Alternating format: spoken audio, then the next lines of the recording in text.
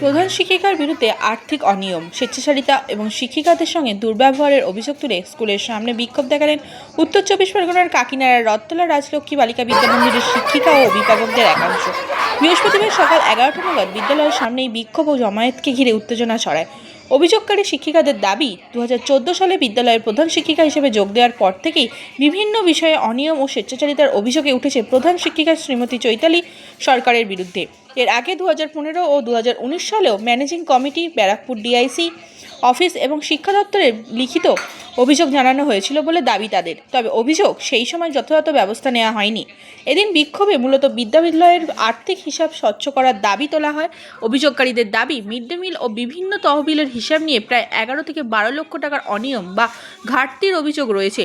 পাশাপাশি সরকার নির্ধারিত ফি-এর তুলনায় বেশি অ্যাডমিশন ফি নেওয়া, দশম শ্রেণীর ছাত্রীদের ফর্ম ফিল আপের চেকলিস্টে সই এবং অনুপস্থিতির জন্য অতিরিক্ত টাকা নেওয়ার অভিযোগও তোলা হয়েছে।